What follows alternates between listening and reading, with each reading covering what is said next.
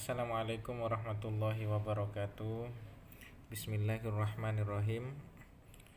Teman-teman semuanya, ketika kita belajar bahasa, maka unsur terkecil dari bahasa itu dinamakan huruf. Baik itu bahasa Indonesia maupun bahasa Arab, unsur terkecilnya namanya huruf. Huruf dalam bahasa Indonesia itu ya ini A, B, C, D dan sebagainya dan seterusnya. Itu namanya huruf atau kita kenal dengan huruf abjad. Ini huruf abjad. Begitu juga dalam bahasa Arab, dalam komponen terkecil dari bahasa Arab niku dinamakan huruf. Apa huruf dalam bahasa Arab itu? Abatasa jahaho niku, atau kita lebih mengenalnya dengan huruf hijaiyah. Setelah kita mengetahui huruf, di atasnya huruf itu, kalau dalam bahasa Indonesia di atasnya huruf ada istilah kata. Apa kata itu? Kata itu adalah gabungan dari beberapa huruf yang dijadikan satu. Contohnya saya, kata saya ini gabungan dari huruf S, A, Y, A, digabung jadi saya. Kemudian ada kata minum. Kata minum ini gabungan dari huruf M, I, N, U, M. Ketiga ada kata susu. Kata susu ini gabungan dari huruf S, U, SU, yang digabung jadi susu. Nah, dalam bahasa Arab, gabungan dari huruf hijaiyah itu dinamakan kalimah. Jadi kalau dalam bahasa Indonesia istilahnya kata, tapi dalam bahasa Arab kalimah. Pengertiannya sama. Kalimah itu adalah gabungan dari huruf-huruf hijaiyah ini. Ana, di sini ada kalimat ana, ada kalimat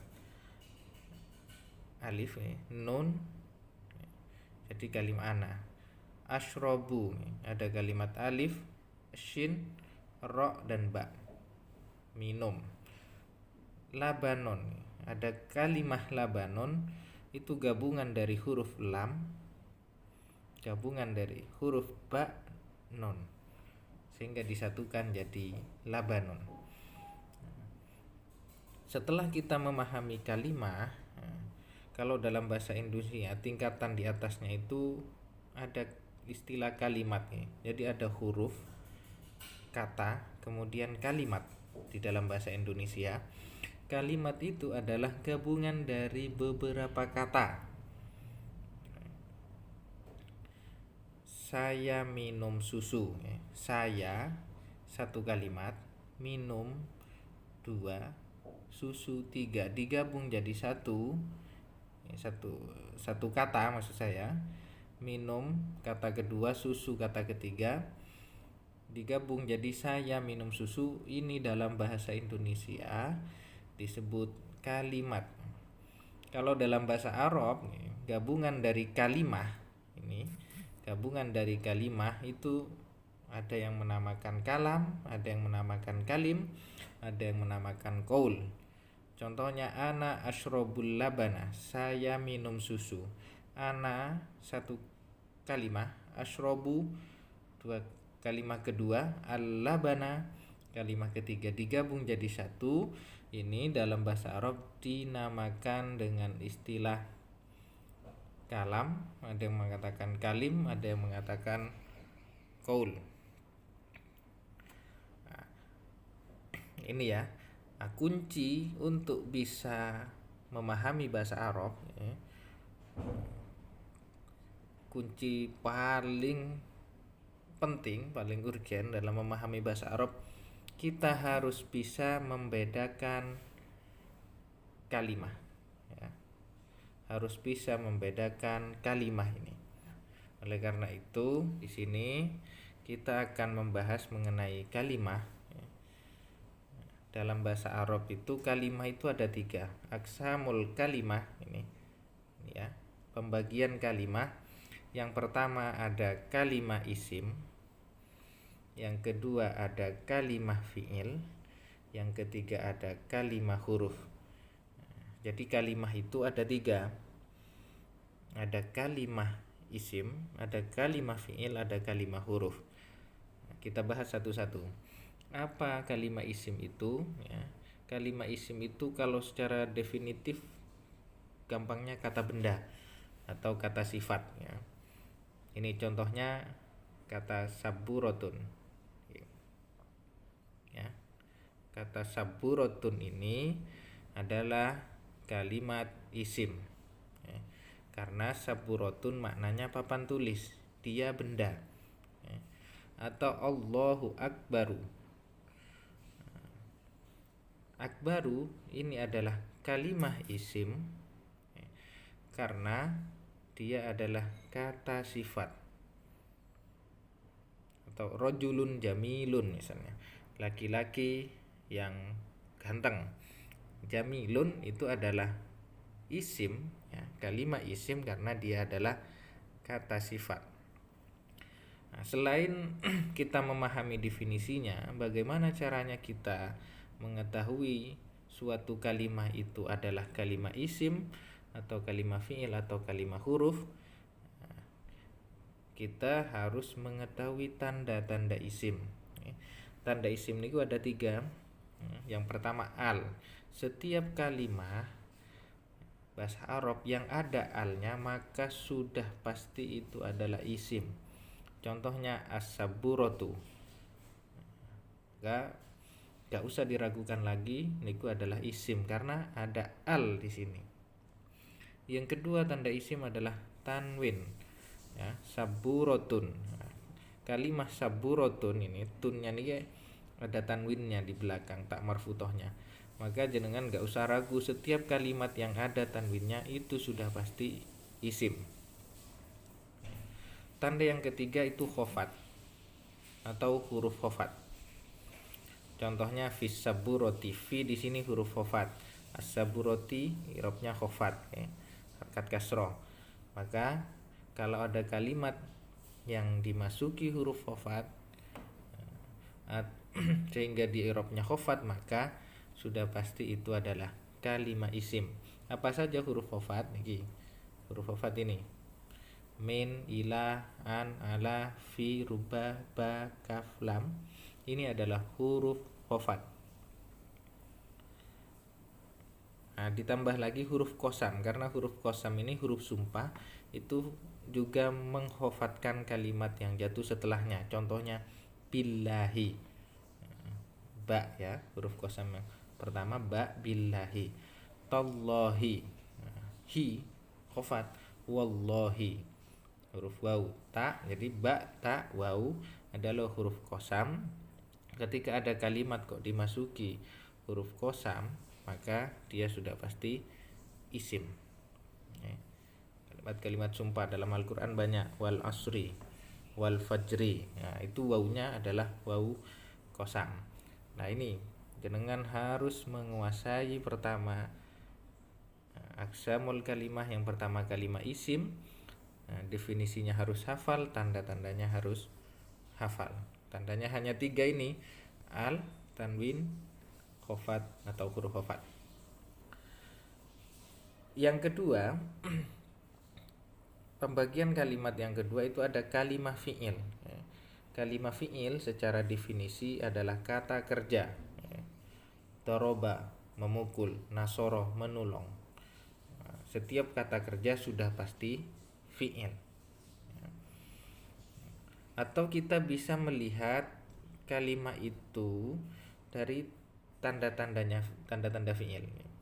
Apa saja tanda fi'il? Ada qad ya, ada qad, ada sin atau saufa. Ini biasa disebut dengan huruf tamfiz atau tak ta'nis sakinah. 3 tanda fi'il harus hafal.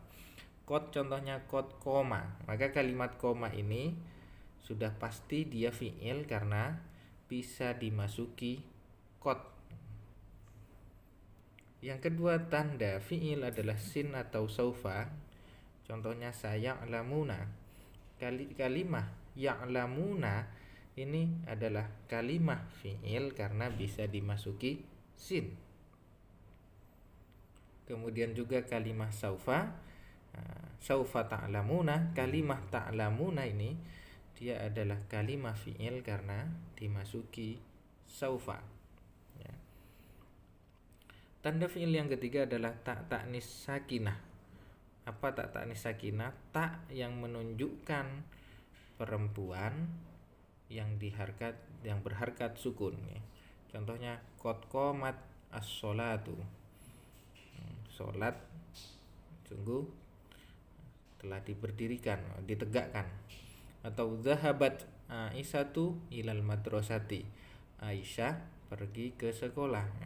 Ini qomat atau zahabat, ini tak yang mati ini itu dinamakan tak ta'nis sakinah. Tak yang menunjukkan perempuan muannas dan berharkat sukun. Ya, harkat sukun ngeten. Itu ini juga harus dikuasai fi'il, pengertiannya, kemudian tanda-tandanya. Selanjutnya yang ketiga itu adalah ada kalimah huruf. Kalimah huruf ini ya. Apa kalimah huruf itu? Kalimah yang tidak memiliki makna sempurna kecuali disambung dengan kalimah isim atau fi'il. Contohnya min. Min itu kan sini ada huruf tadi. Huruf khofat. Berarti dia kalimah huruf. Min.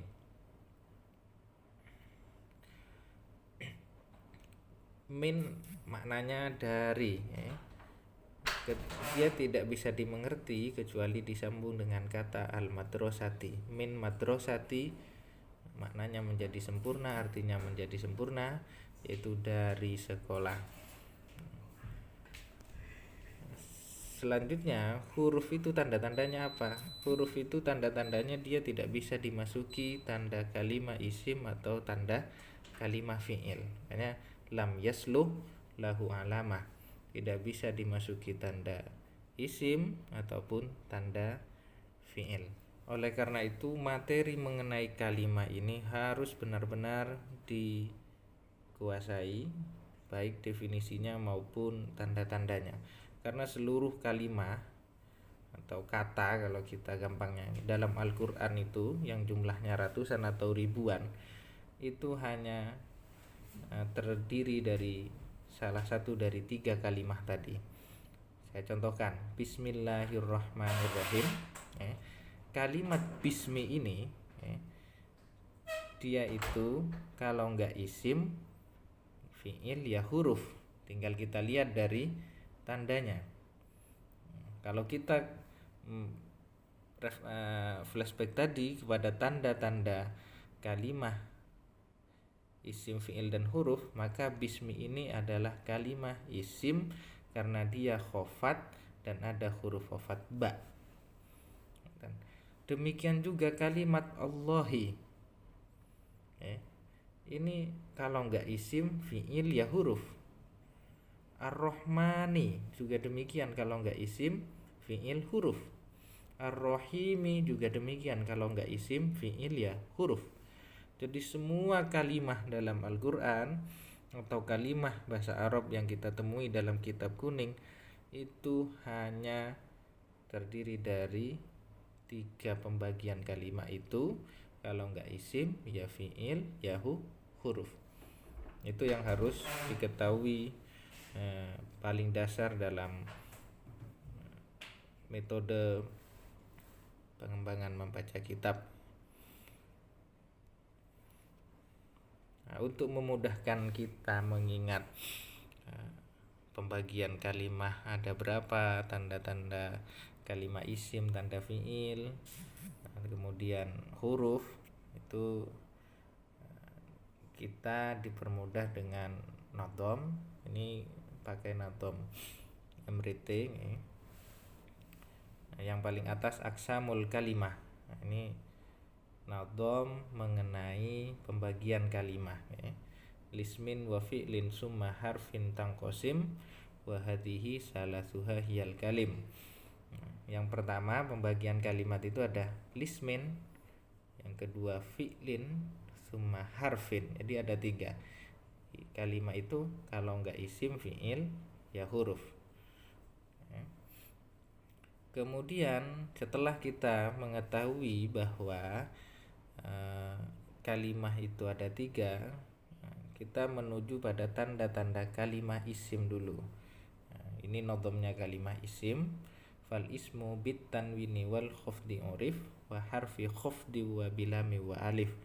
Isim itu bisa diketahui itu pertama dengan tanwin. Jadi setiap kalimat yang ada yang harkat tanwin maka sudah pasti itu isim. Kemudian wal khafdi atau i'rabnya khafat berharkat kasro misalnya. Seperti tadi yang dicontohkan ilal madrasati, minal madrasati, fis saburoti, maka saburoti sudah pasti isim karena khafat. Wa harfi khafdin atau ya dimasuki huruf khafat tadi, minal madrasati, min itu huruf khafat. Wa bilami wa alif atau ada alif lamnya, as-saburotu, al madrasatu, maka sudah pasti itu isim. Selanjutnya tanda-tanda fi'il, ini ada 2 baris nadhamnya. Wal fi'lu ma'rufun biqad wasini wa ta'ita nisim ma'at taskini. Fi'il itu bisa diketahui dengan qad pertama, kemudian wasini dengan sin atau huruf tamfiz ya, sin atau saufa, wa ta'ita nisim ma'at taskini atau dengan tak taknis sakinah, tak yang menunjukkan muannas atau perempuan dan berharkat sukun. Selanjutnya huruf wal harfu ya. Huruf itu wal harfu lam yasluh lahu alama ilantifa qabulihil alama. Kalau huruf itu adalah kalimat yang tidak pantas atau tidak memiliki tanda ya. Intinya selain kalimah isim dan kalimah fi'il maka itu adalah kalimah huruf ya. Kalau kok ada kalimat enggak ada tanda-tanda isim atau tanda-tanda fi'il, sudah pasti itu adalah kalimah huruf.